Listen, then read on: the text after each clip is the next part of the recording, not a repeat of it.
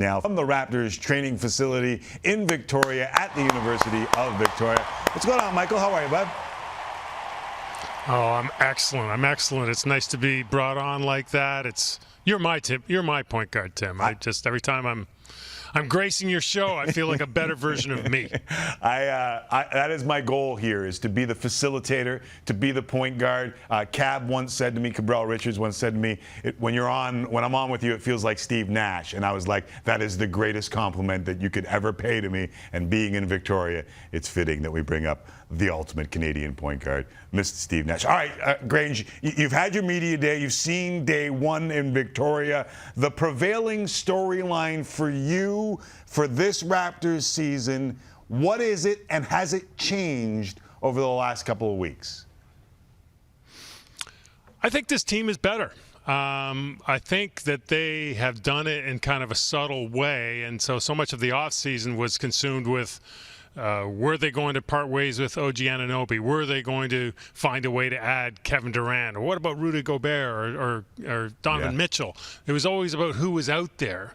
And you finally get to camp, they finally get to work, and you really pay attention to who is here.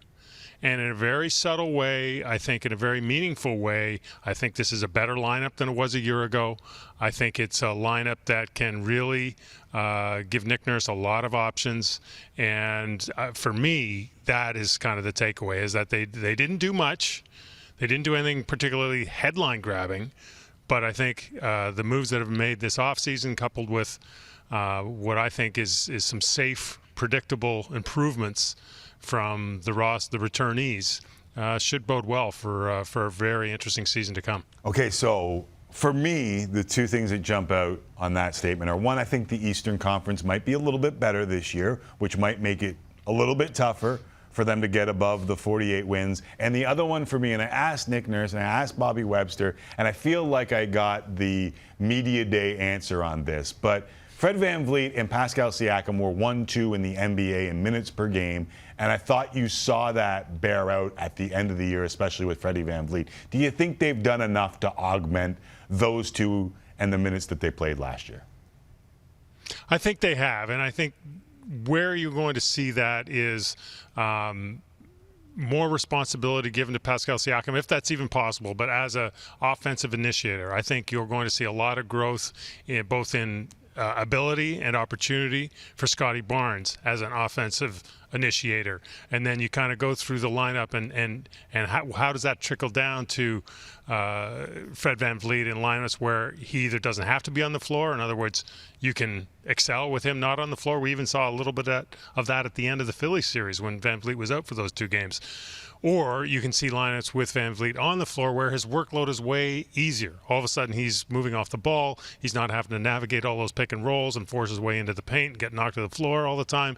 He's floating. He can kind of float to the perimeter, let other guys do the heavy lifting, and he can do what arguably is his #1 separating NBA skill, and that's catch and shoot, which he's at a very, very elite level at. So I think those two things should make life a little easier for Fred VanVleet. I think Pascal Siakam, he weathered his load last year really well, but I don't know if you want to depend on him playing 38 minutes a night with the kind of usage rate he was carrying towards the end of last season. But again, I think, with a longer, deeper lineup, Thad Young maybe having more of an impact, Otto Porter maybe soaking up some of those minutes, as well as the improvement from the Precious Achiuwas and the Scotty Barnes. I think that can help incrementally take the load off Pascal Siakam. And I think the goal is for each of those guys maybe to play somewhere in the 36, 35-minute range. I don't see them dialing it all the way down, but just having that little bit more rest, a little bit more opportunity maybe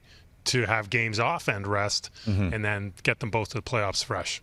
I love offensive initiator because I think if you, I brought up the word traditional point guard to Bobby Webster, and it might as well have been a roll of the eyes, Michael. Like, he is not down for the word traditional anything.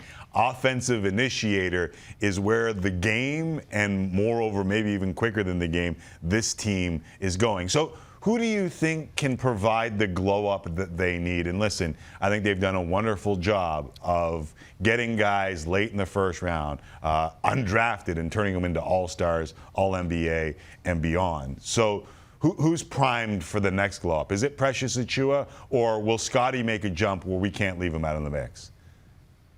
Yeah, I think the kind of traditional Raptors kind of scrap heap recovery program, if you want to put it that way, or making water out of wine, or whatever your chosen analogy would be Precious Achiuwa, correct? Like, I mean, he was kind of he was a lottery pick. He was a mid-round, first-round pick, so it's not like he was taken from nowhere, but he certainly, in Miami and in his first months as a Raptor, he looked like a guy who was a long way from being a contributing NBA player. But you fast forward, we all saw what he did offensively the last couple of months of the season. You saw the contributions he was able to make in a playoff series.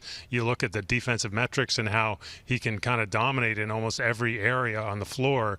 And you add that all up, you kind of mix that in with a full off season of development that he had this year, and you've only heard good things about that.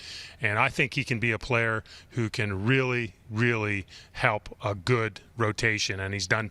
We've seen tastes of it, but I think you're going to get a heavy dose of it. And then the flip side is just what you're going to see from Scotty Barnes. And we've given up, right, trying to put in context his development as a rookie. And there's, for all those reasons, I think it's fair, even though it sounds almost crazy, to expect he's going to be better this year, because he was pretty damn good last year. And so all of a sudden you've got Scotty Barnes taking a step from where's already not just a rookie of the year, but an elite level rookie of the year. And I think that lengthens your line out that much more. Okay, so earlier in the show I said that I think that there's a 2-year timeline here with this franchise, given the contracts for Fred VanVleet and Pascal Siakam. And I know that there's some player options. You throw Gary Trent Jr. in there as well. How far Scotty comes in those 2 years, how far Precious comes in those few years, how far OG Anunoby comes in those 2 years will determine where this franchise goes over the next, say, 5 years. And that this season's growth is pivotal in those determinations for Bobby Webster, Masai Ujiri, and company. I realize there's a lot there, but do you agree that this season could determine a lot for this franchise? Tim? I agree with you. I think you've totally nailed it. I mean, it's kind of funny. And this was even the case going back to the trade deadline last year, because on one level, you look at this team, you look at how young they are and how much upside you can project for most of their core and some of their younger players. But on the other hand, they're not that young. And they're, Fred VanVleet's 28, Pascal Siakam's 28. And you point out that there are contract issues, not looming, not immediate, but they are in the, you have to kind of look out to the horizon and acknowledge them. And that's true of OG Anunoby. And then there's going to extensions coming around for just about everybody, it seems. So this team has status quo. It needs to prove something.